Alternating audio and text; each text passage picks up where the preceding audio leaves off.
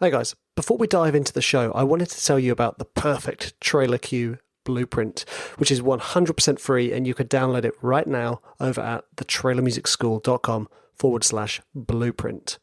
Now, this blueprint will help you to completely understand the structure of trailer music, how to build tracks that will be more licensable and have more impact and capture the right people's attention.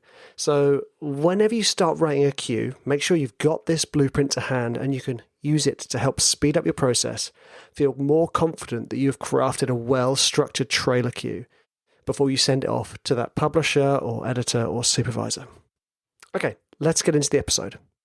Hey guys, you've heard it from me so many times about how awesome the Protégé course is. So I thought it was probably best for you to hear from some of our students. I went into the Protégé course with a pretty unhealthy amount of insecurity about the music I was writing at the time, struggling to structure tracks, to finish them on a regular basis. We're going to have a bunch of people basically working in the industry, get briefs every week, and then we publish them. I was like, what? That sounds like insane. I've never heard of any other people doing that sort of thing, like actually like mentoring people on like the level of like, no, we're doing it for an entire year. Yeah, that's why I think the Protégé thing is just amazing, because it's targeted. It's okay, we want this type of music for this type of application.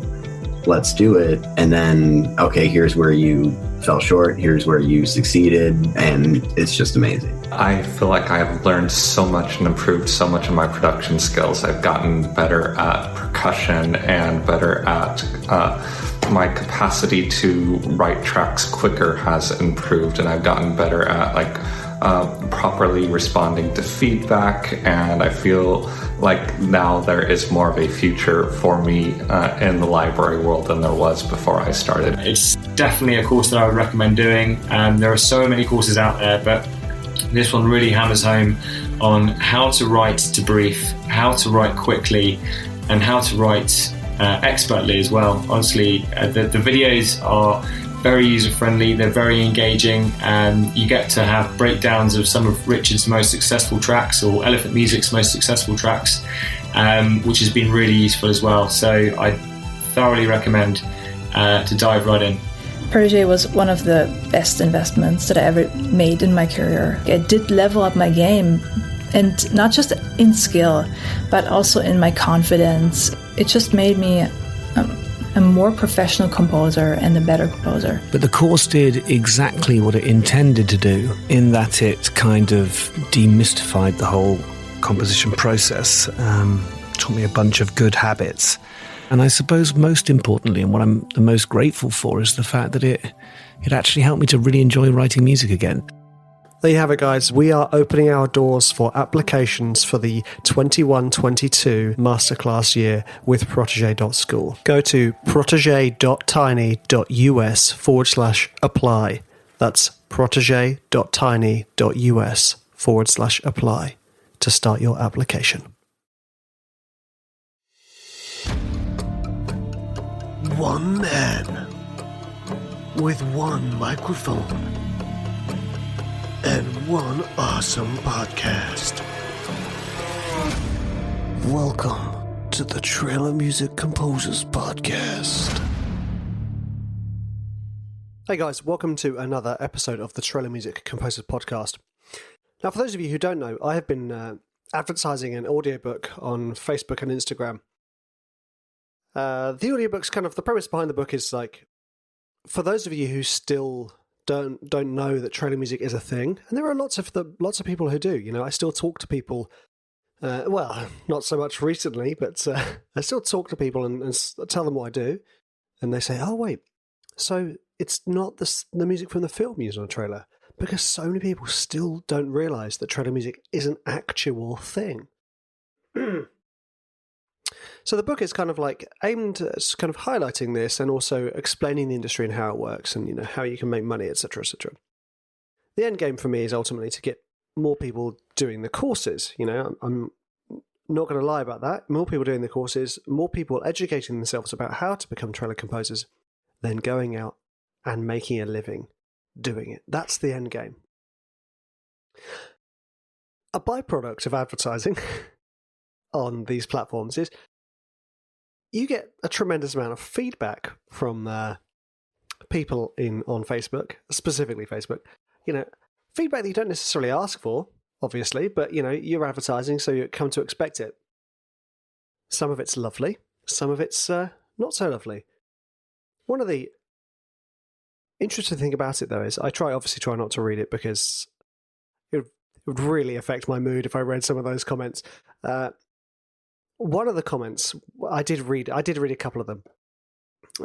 It was flagged to my attention, one of the comments, and one of the comments I read, I thought, that would make an excellent podcast episode. So thank you to the chap who commented saying this thing. I'm paraphrasing. It's too late to get into trailer music. The market's oversaturated. So thank you to that chap, because it's given me some content to talk to you about. And I think that's a really interesting question. Is it too late to get into trailer music? Now, before I give you my obvious answer to that question, I want to take you back to 15-year-old me. I wanted to be in a band, not be a rock star per se, but, I was heavily inspired by Billy Corgan, shall we say, from the Smashing Pumpkins, that is.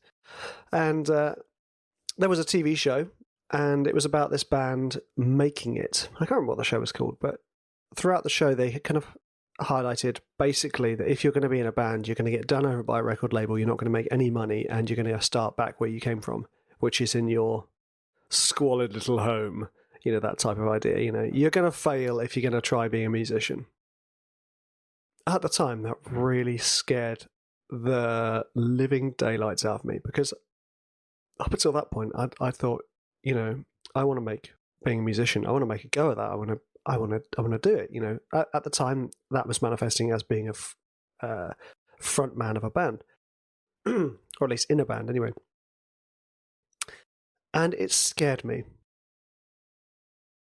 It scared me not because that it was a possibility, and not because that has happened to people. It scared me because it made me question my own dream.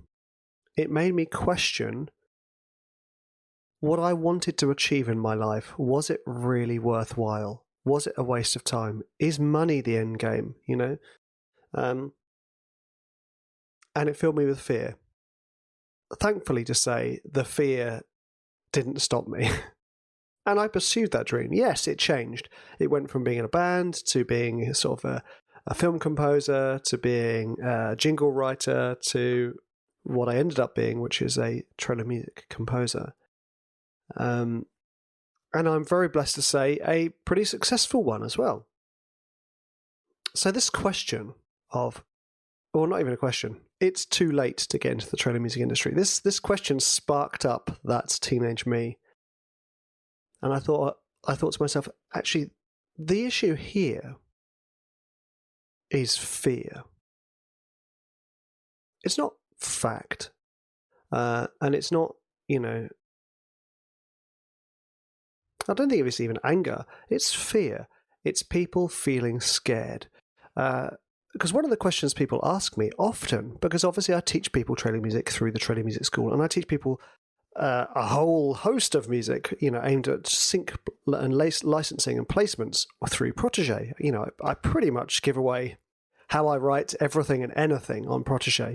You'll see me write all manner of things, from epic hip hop, slow burn, horror, the whole shebang. You'll see me do that on Protégé. And I do not hold back about what I tell you. And people ask me, but aren't you just training your competition?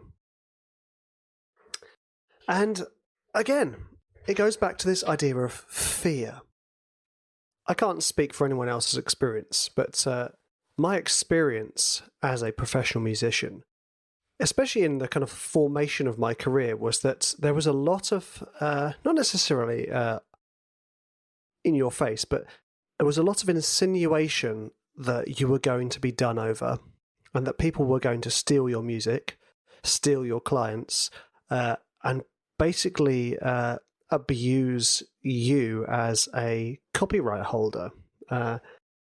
this fear was injected into me when I was studying music, that actually, everyone's out to get you and everyone's out for themselves. And it was, again, it filled me with fear. And if being a full-time trailer composer has taught me anything, it's that that's all wrong. Like I said, based on my experience, there's always people that are going to be have dubious intentions. But what we're doing here is we're trying to change that. There is more than enough work to go around. And if you generate and create a sense of community and support and of love, I know it sounds all hippie and whatever, but I don't care. It's true. If you give out love, that's what you will get back. If you give out support, that is what you will get back. And that's what I'm trying to create here. And that's what Vic and I are trying to create with Protege and Blue Pearl. We're trying to create the sense of community and support. We're in this together as composers. I'm not going to deny it. When earlier on in my career, when the other composers on labels I worked for got placements, I would feel tremendously jealous. Why are they getting it, not me? And that was all stemming from that fear that there isn't enough work to go around. And also this idea that if you get work, you're taking work from somebody else. And I just don't buy into that at all. Because you've got to think of it like this. When we first, when trailer music first came out, think about how many films were being produced in a year. Think about how many video games were being produced in a year, how many trailers each of those had. And now you think about, because of the streaming services, because of online, because of all the TV channels, because of all this, because of all that, yes, the fees were probably higher back then, but there is so much work to go around. So much work.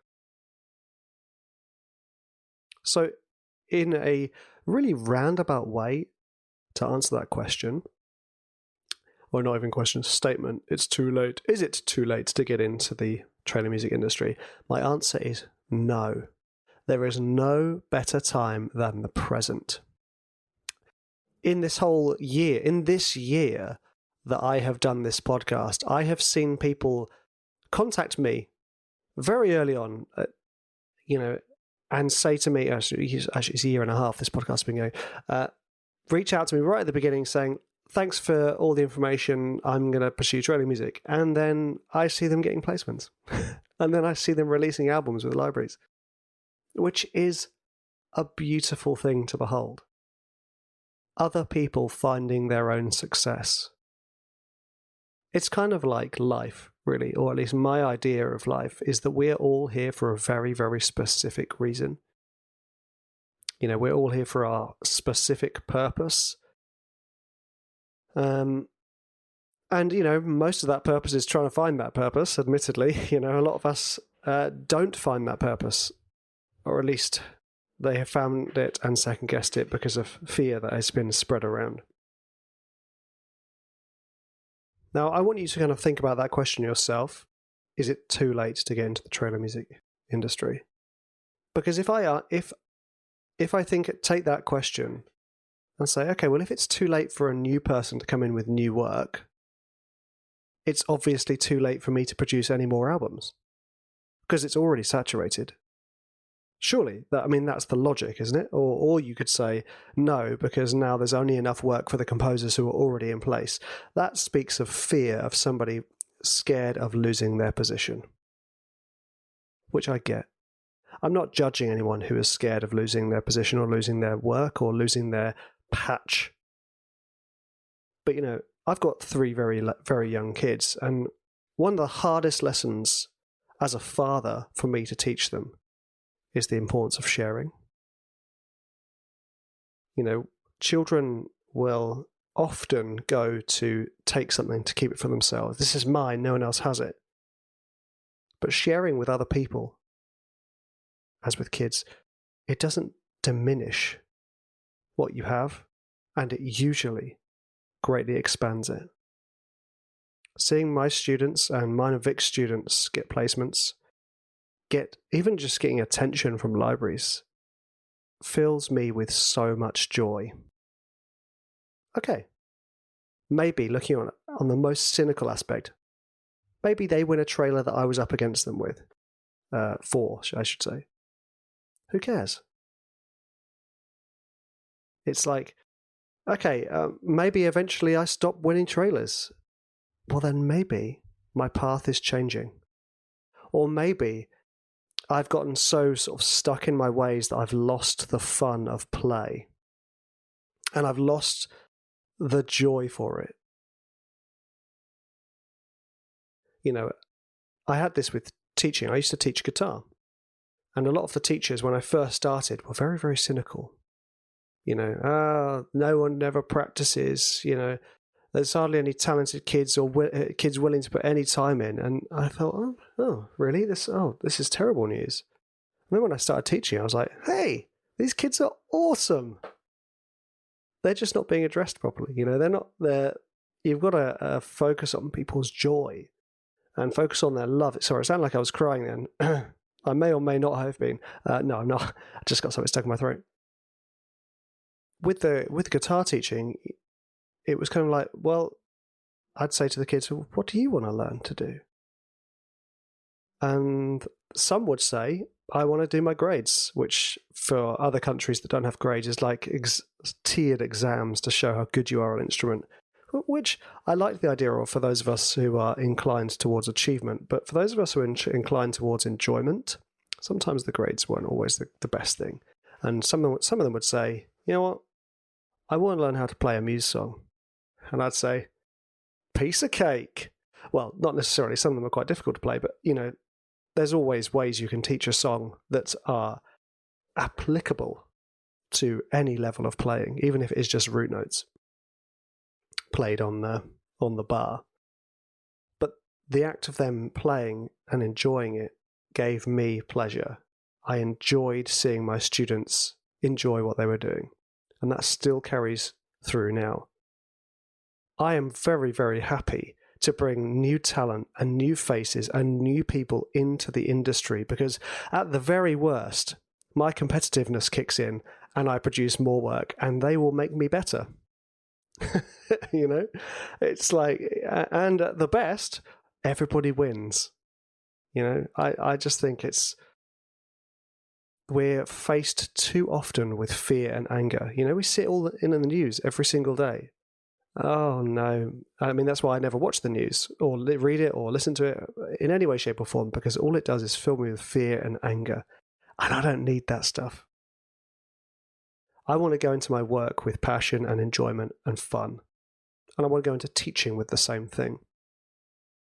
And that's why I've always tried to show people as transparently as possible how I do what I do, so that you understand. There is no sort of magic art to this. Although I think my slogan for the Trailer Music School was the art of trailer music. Whoopsie. I mean art in air quotes, you know. People often like to disguise something so it becomes more difficult for new people to come in. There are formulas and formats that you can use. Blueprints, guys, you know. There are tick boxes you can follow that will make you be able to create a trailer track from scratch, from start to finish, and produce an absolute world-class piece of music. That doesn't diminish its beauty just because it's sort of writing by numbers at all. We are not just artistes. We are craftspeople. We are skilled in what we do, and knowing how to do it doesn't diminish the art of it at all.